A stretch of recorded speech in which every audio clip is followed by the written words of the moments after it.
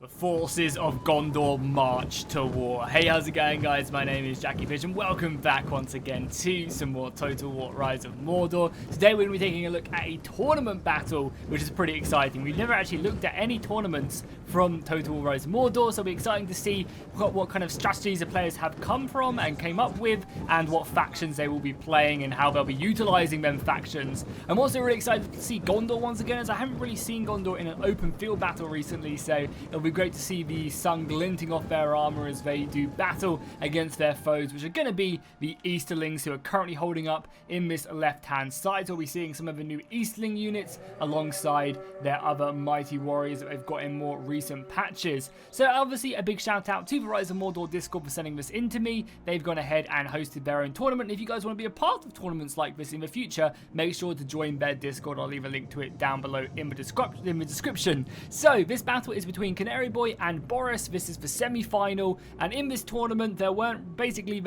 rules of no redlining, no like doing anything like ultra cheesy. There was 17,000 gold on either side of things, and as well as that, every single match you played, you had to play a different faction, or at least every single round. So for example, this is a best of 3 in the semi-final, so they were allowed to pick, they had to pick the same factions for the semi-final, but in the final and in the quarterfinals they'd have to pick different factions to go ahead and force them to play, you know, not just a one-trick pony or an OP faction. They'd have to pick different ones. So let's take a look at what the players have brought in this battle. We can probably go on slow-mo just for a little bit, as the players are still pretty far away. So for the Gondor player, we have 3 units of Swan Knights, obviously probably some of the best cavalry in the game, ultra heavily armored, ready to get stuck in and just fight their way forward. Then in the front line, we have just some basic Gondorian infantry. I say basic, they're very good. So 2 units of spearmen, and then we also have 3 units of swordsmen. So a nice little mix there, some spears to help out and at least hold or go and invade in that cavalry engagement. And then you have the swords, which are just so good at cutting through enemy units. We also have a couple units of these cheap javelin men. Again, a pretty deadly unit. They can throw some javelins in and rack up a lot of kills, and they're basically ultra cheap, so that's nice to see, bringing a few of them. We also have 3 units of Gondorian cavalry over on this right-hand side, moving through the woodland area, looking to, you know, overrun their opponents as best as they can. And then in the back, we do just have 2 more units of spears. So is that 4 units here? We have 4 units of spears, 3 units of swords, some javelins, and then obviously the 6 cavalry. Then for the Easterling forces, we do have a front line of these clan guards. These are the brand new units in the most recent update, looking extremely scary and can definitely hold their own. We also have some Easterling halberds. So again, a pretty vulnerable unit to missile fire, but the Gondorian player hasn't brought a single unit of missiles, so not going to be utilizing that. We also have the awesome new Warlord of Rune unit. I mean, just look how awesome this unit does look. They look absolutely amazing. Siri, go away. I don't need your help commentating this battle. Yeah, they look absolutely amazing. Like, really beautiful stuff right there.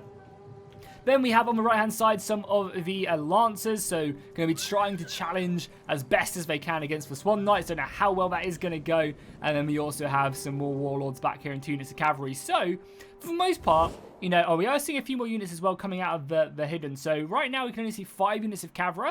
Actually, 6 units of cavalry, including this one back here. So kind of a similar army, really. Gondor have kind of brought more of the, kind of aggressive sword infantry, whereas Rune has gone a lot more defensive. They brought the halberds, they brought the kind of the 2-handed weaponry stuff, whereas Gondor's gone a bit more standardized, brought 2 units of javelins, which are going to be vital at killing these halberds, and going to be looking to engage. So I think in a proper prolonged engagement, Gondor probably lose just because of these 3 units of warlords. Now, these guys will cut through the normal Gondorian sword infantry. However, they've spent their money on that cavalry. You know, the cavalry is going to be doing pretty good against the Bane of the Steppe. Obviously, it's going to not be the easiest fight in the world, because these guys do have some deadly axes and some awesome face masks. But I think the Swan Knights will win the day, and the Gondorian swords will also help out pretty massively. And obviously as well, you know, having these javelins, basically the only missiles in the entire game, I think is going to be pretty important as well. It's kind of interesting that neither side is really committed to bringing a unit of archers, just even 1 or 2. As I know they can be pretty deadly, but I guess they're just too expensive. And the players, you know, when they are on limited funds, would prefer just bringing like a cheap unit like this. This unit's probably worth like 300 gold.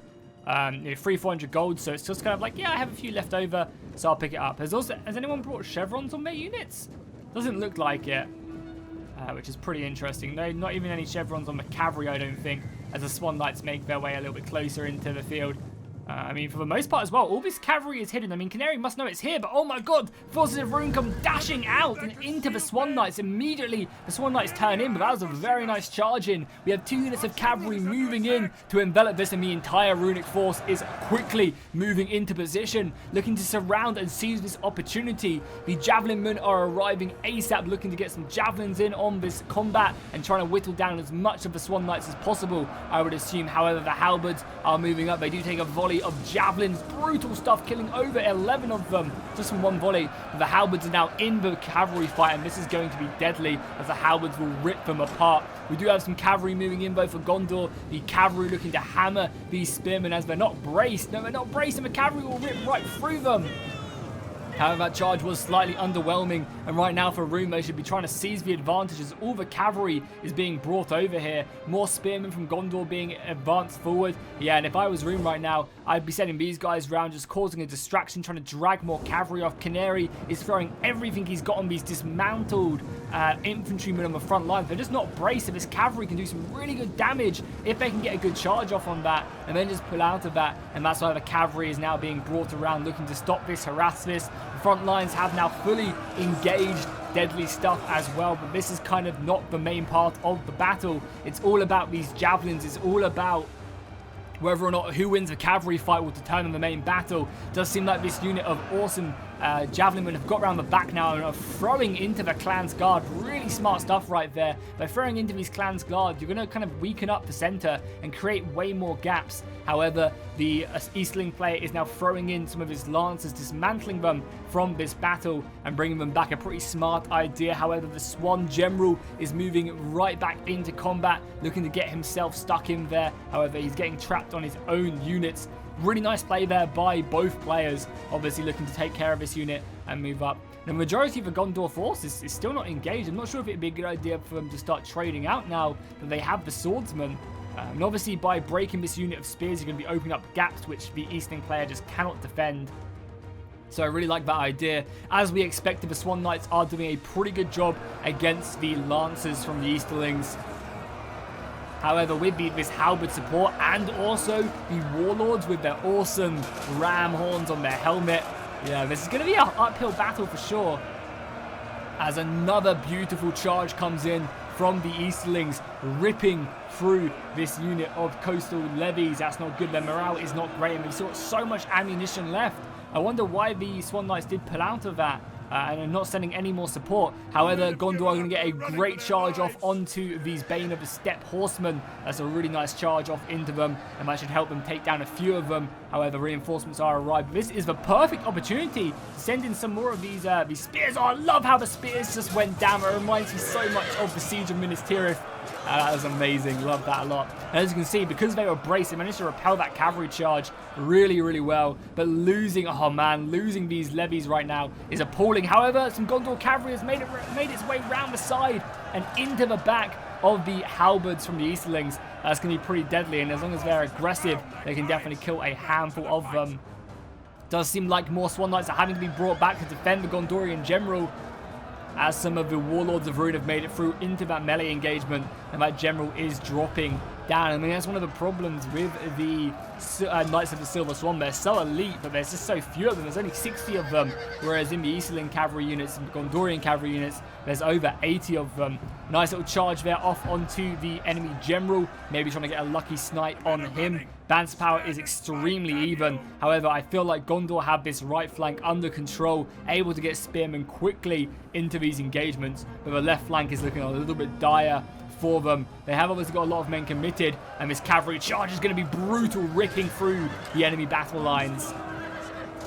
Very, very nice counter charge. However, the Swan Knight General has just gone down. I was about to say he's very low, and pulling out of cavalry combat is always going to be costly, and that's going to send shockwaves down the Gondorian battle line. However, because of them coastal levies, this unit of Clang's Guard has gone down, and Gondor are up an infantry unit right now. They can really utilize to the best of their ability. They can really use that to their advantage. And it seems like they've got a couple good cavalry engagements going pretty well for them. This one looking nice. But there is a spare unit of horses over on this right-hand side that can quickly wrap around and cause some pretty serious damage. So it seems like Gondor is going to be trying to pull back and just kind of dominate this area. Obviously, by winning this cavalry fight, which is going to be pretty crucial, they can then overlap with their infantry and completely take down more of this cavalry, which is going to give them a massive amount of movement. You can see that the Eastling cavalry is moving around the side looking to rear charge into these spearmen, but I only assume that's exactly what the Gondor cavalry is looking to do as well. Going to be getting a pretty nice charge into these warlords of Rhûn. And I mean, it's a pretty good exchange. Yes, you lose a lot of your spearmen, but you're going to be killing a bunch of these warlords, and you know, cost-wise in a tournament, you got to be constantly thinking of that. However, oh my god, these guys are actually getting slaughtered right now. I think they're trying to pull through. And that cavalry charge did not go well. They killed 15 of them, but yeah, these warlords of Rhûn stood firm. I mean, they are an elite unit. Another good cavalry charge there into these halberds, which is going to be getting the money shot right there. Yeah, that's going to be deadly. However, these spear units, oh, nice square formed. A square is going to be able to repel the enemy cavalry somewhat, I guess. I mean, that's still pretty deadly. I'm in a really close battle right now. The Eastlings have taken the advantage. I think killing the enemy general is pretty crucial. However, we are getting some more cavalry charges coming in. And these warlords of Rhûn as well are really, really paying dividends. They're just tanky. Even after cavalry charge, fighting Swan Knights, they're still holding their own. And they've managed to finally bring him down. That's going to definitely hurt these weaker units. However, the Gondorian battle line is busy. It's stuck in here. A great cavalry charge into the back of these Gondorian spearmen. They join the fight, but it could be a little bit too late. It's going to free up a nice amount of cavalry as well, but a lot of these horsemen are very, very thin in numbers. And the Gondorian infantry line is nowhere to be seen anymore. They've committed a few elsewhere. They've got a lot committed back here as well. But it's looking pretty good for the Eastlings. Oh, it's not good. Oh, going to be a frontal charge, thank God. They called that charge off just in time before they did go battle of the sun their way into enemy fire. More of the warlords are turning up now. This is going to be a devastating charge into the Gondorian swords. Taking down a handful of them on that charge, bringing their numbers down pretty heavily. However, Gondor do have this nice little win over on this left-hand side. If they can clear up this cavalry, and they can move in and maybe help out elsewhere, definitely the battle could not be over, but they are running out of men left, right, and center. Only a handful of cavalry units still left around. They are going to be able to deal with the Warlords of Rhûn back here, and that's going to give them an entire another unit of infantry. However, numbers-wise, it's not actually looking very similar. Wow, why is it looking so similar? I guess because of the cavalry? I don't know. It just seems like Rhûn have so many more men left remaining, but I guess the Gondorians just really spread out, whereas Rhûn is depleted, but they're all together.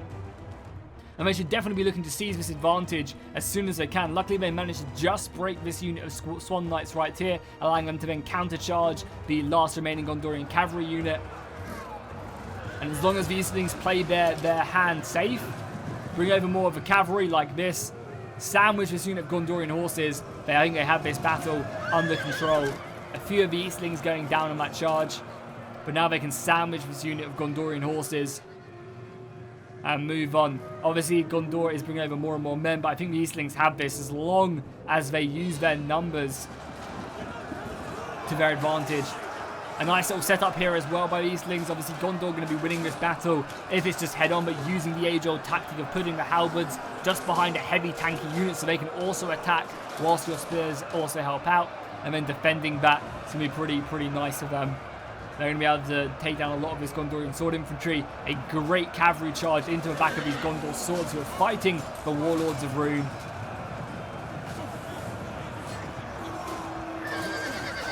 With their deadly weapons, bringing them down bit by bit.